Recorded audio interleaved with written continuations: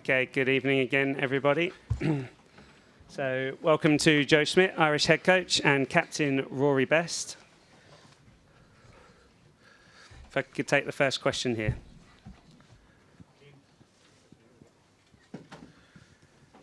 Hey Joe, could you just give us an update on the injuries, how Pete, Bundy, was Johnny injured, and how's Tyg, please? Yeah, Tiger's fine. Johnny is fine. We decided to get him off, Connor off. We had two HIAs, Bundy and Pete. They're both symptom-free at the moment. That's reassuring, but we've got to go through the process. They failed HIA 1, so they'll go through HIA 2, HIA 3. That'll determine whether or not they've got a concussion. Beyond that, the minimum time you can turn around a player is 6 days. So we'll look at how that pans out over the next probably 24 hours when they do their HIA 2 and HIA 3. Yep, Johnny is fine. Thanks. Yep. Okay. Here. Second row. Joe, just after all the second row talk in the last few weeks, can you pay tribute to Ian Henderson's performance? What you saw? Yeah, I thought he started the game really well. Obviously, we scored on the back of his burst. He is a powerful athlete. I thought he really accelerated well, got through those first couple of tackles. He worked his way around the pitch really well. Our line-out functioned really well with him and James Ryan sharing the responsibility of calling the line-out. And, defensively, he worked really hard. Closing the gap. You can't afford to give Scotland any space at all, either on the outside or they play those trail runners, and I thought Ian Henderson was alert the whole time. Okay, we'll come to the front row here, and then behind.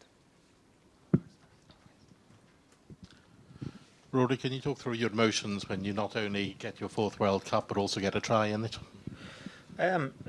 Yeah, look, it was. I think it was a good start for us. I think when you start the tournament against a team like Scotland, you have a lot of nerves. You know you have to play well. You know you have to start well. And look, I think for us to get a couple of, for the forwards' point of view, to get a couple of tries in tight, it's pleasing. But look, I think we know that it's just a start, and we need to get better. And yeah, look, I think it's nice to have played in 4 World Cups now, but ultimately from a personal point of view that means nothing. That goes to the side, and it's about making sure that we get better as a collective as we go along. Joe, if everyone had been fit, perhaps Jordan Larmour and Andrew Conway might not have started, but can you speak about their performances? Yeah, we hadn't made any decisions earlier in the week, so they were first choice selections, and they played like that. I thought Jordan's energy, Andrew Conway's energy, they made a few errors, but very difficult conditions out there. Even prior to the rain, there was a little bit of film on the ball. It was quite slippery, so it is going to be one of those challenges if the weather comes in like that. I thought Andrew Conway finished his try superbly. Jordan Larmour was very good in the air. He looked dangerous. He opened them up one time and got him behind them. I think we probably made 10 line breaks, and Jordan and Andrew were the recipients of a couple of those, one for Andrew to score and one for Jordan to open people up. I thought he covered the space really well because they're so dangerous on the edges, Scotland, and he closed those channels down really well, both those guys. But so did Jacob Stockdale. I thought he was extra good defensively. He got Stuart Hogg a couple of times when he was sliding wide, and it just allowed us to get onto the front foot instead of them getting that space on the edge. Just hold on for the translation to finish. Okay. Yep, this one first. Joe, you've been asked about a couple of individuals, but as a team, the collective, the cohesion that we saw out there, what gave you most? What were you happiest with, I guess, and what do you feel needs a little bit of work for as you go through this pool? I was delighted with all 23. I think one of the things that sometimes happens is you build a lead and then you lose a bit of cohesion when guys start filtering in and out. I didn't really detect that happened. Conditions made it really difficult for us to construct things, but we got the only try in the second half when a lot of those replacements were on. The scrum that we turned over with the replacements was really impressive, and I know Bestie was in the middle of that, but he had a couple of new partners either side of him with Andrew Porter and Dave Kilcoyne. So that was really pleasing, but also that front foot we got off to. It just takes a bit of pressure off in the game. It means they have to chase it a little bit. They have to take a few more risks than we do. And at the same time, I was happy with the number of risks we did take. I know it's only a one-pass play to play up the short side to a player like Jacob Stockdale, but it worked really well for us twice. And the first time we got nothing on the back of it, but it would have been great if we did. CJ Stander through the middle, we got nothing off. And Chris Farrell, when he got through off that scrum play, again, we didn't get the result we were looking for from. But when you build the pressure that we did, I think you're right. I think it is very much a collective performance. Thanks, Joe. On the far side, and then next one at the back here. Congratulations, Joe. Going to form, you'll be playing a quarter-final against South Africa. It must be handy to be able to manage your players towards that game in terms of the physical demands that you'll find if you do play South Africa. Yeah, I think those physical demands are right up there. I thought it was a heavyweight contest last night.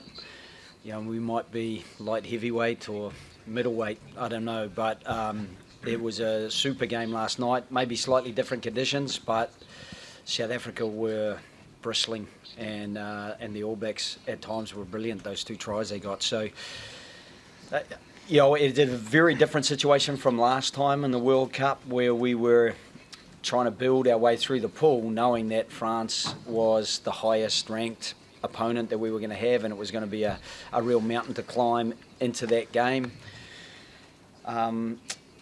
We may be able to manage the squad, you might think, but I know that watching Japan, that first half they played against England, they went through the Pacific Nations Cup unbeaten.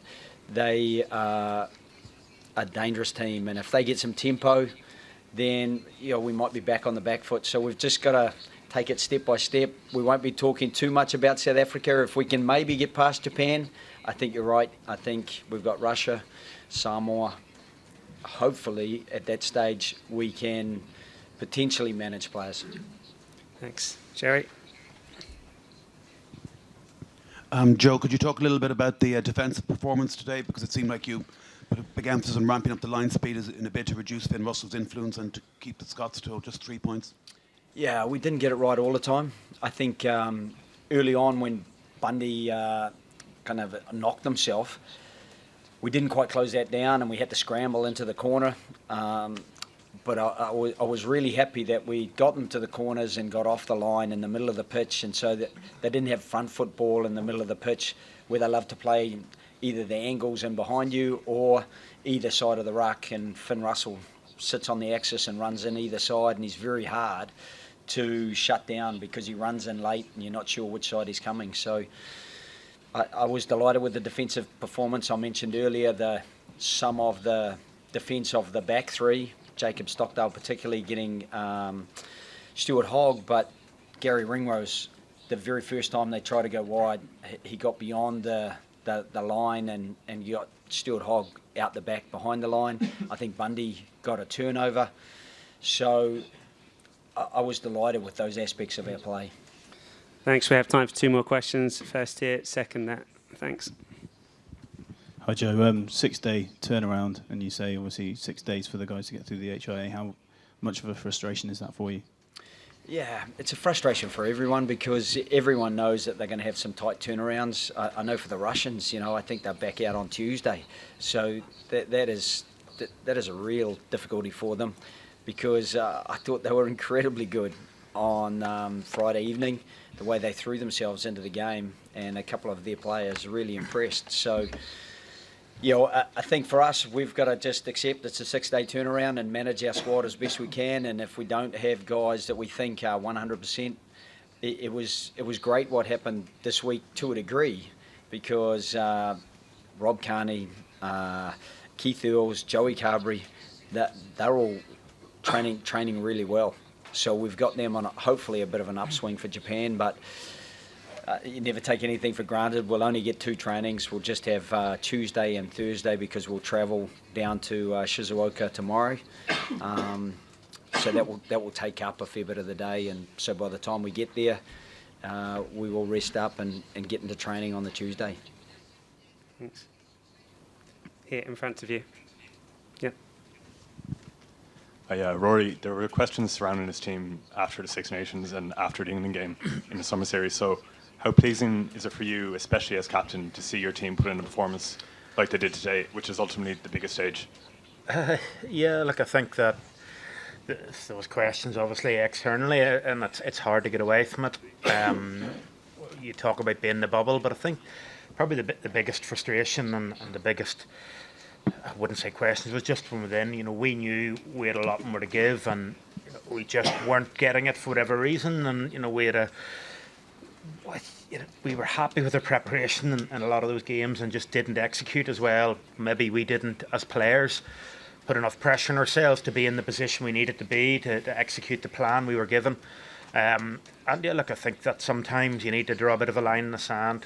We were more disappointed than anyone in Ireland or in the world with that England performance, and we just said, look, that we need to be a lot better than that, and we are a lot better than that, and our potential is a lot better than that. And I think it was pleasing the way the next 2 Wales games and into today, but look, we'll have a lot to, there's always going to be critics, and I think probably the constructive criticism we get from people like Joe and the rest of the coaches is probably tougher than anything, and that's how you learn and get better. Thanks, Rory. We'll just finish here with this final question. Thank you. Yeah. Go ahead. Hi, I'm Matsu, Japan's Shueisha. My question is to head coach, please. How do you prepare for the next game against Japan? Yeah, good question. I think we'll work that out this evening and tomorrow morning before we get on the Shinkansen and make our way to Kakagawa, and then we've got a little bit of a trip out to the Katsuragi Hotel. Once we get there, we will put our heads together because it all depends on how the players are. On Tuesday, we may just do a light session because that was pretty tough out there. I know, talking to a couple of their players, they were very tired. I will see the Japanese. I think they will play very fast. I think they have some great skills. They have players who can spread the ball very quickly. Nagare to Utamura.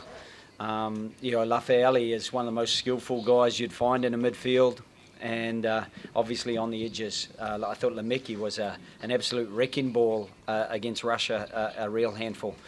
And up front, you've obviously got some really dynamic guys, and I'm not sure how Jamie will manage those, but we'll be watching with interest on Thursday when he names his team, and that might cause a bit of adjustment from us so that we can best face up to what will be a really tough test for us.